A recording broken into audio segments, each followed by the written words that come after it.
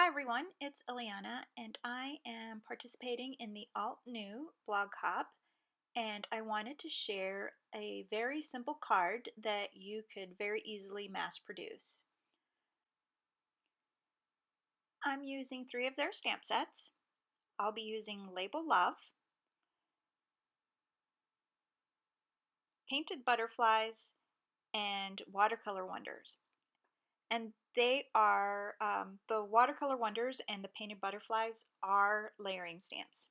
I'm going to start with my first ink, and I'll be using Pale Tomato, and I'm just stamping it on the bottom corner of my card front.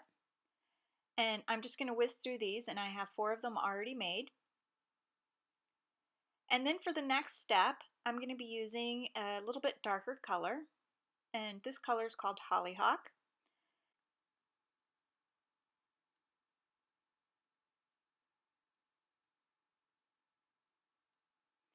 For my last layer, I'm just going to use the Pale Tomato once again. And it's going to look different because it's double stamped. And if you really wanted to, you can actually just use one color and just stamp it multiple times. For my butterfly, I'm going to start with a light blue called Aqua Mist. And for my second layer, I'm going to use Tide Pool.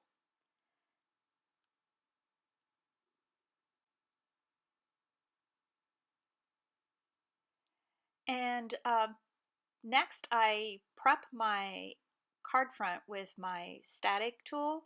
I'm not really sure why I did that because I'm going to be using clear embossing powder, and you don't really have to worry about strays, but it's just a habit, I suppose. I'm stamping with my VersaFine Black Onyx ink, and I'm going to stamp a couple times because I want that center of that butterfly to be super dark.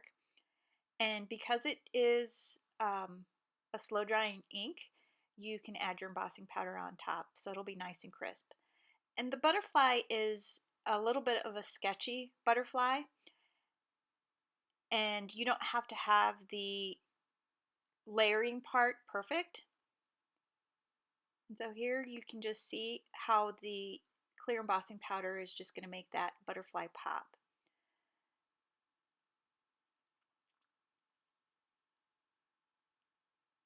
You want to make sure that your heat gun is pretty hot. That way it doesn't warp your paper too much.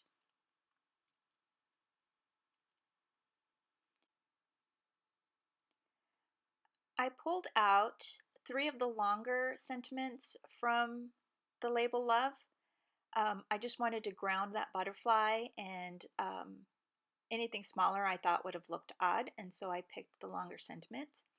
I have them lined up in my Mini Misty, and I'm just going to stamp these with my Black Onyx ink. And because it's a solid stamp, it's a little hard to get a good impression the first time, and so I'm just going to continue to re-ink and restamp until the label looks completely black, except for the words, of course.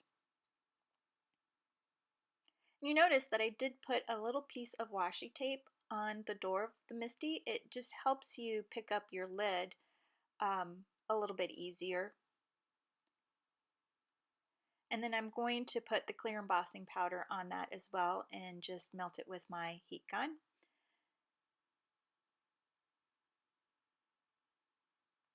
And then once everything is melted and cooled off, I'm just going to take my scissors and just cut around each label.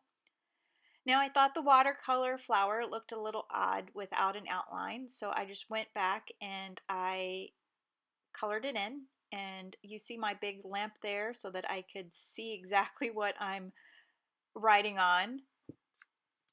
I've reached that age where everything has to be at an arm's length, and to do fine detail I have to be nice and close, so I depend on my magnifying lamp quite a bit. Now I'm taking my sentiment and I'm just mounting it on foam tape, and I'm just going to use the tape to give some dimension to my card. I did trim 1/4 of an inch off the top of each card front so that you could see a black border across the top and the bottom. And I'm using my grid ruler to help me line up the sentiment an inch from the bottom. And that is all. Thanks so much for watching, and happy anniversary to Altenew. And I hope there are many more years to come. Have a great day.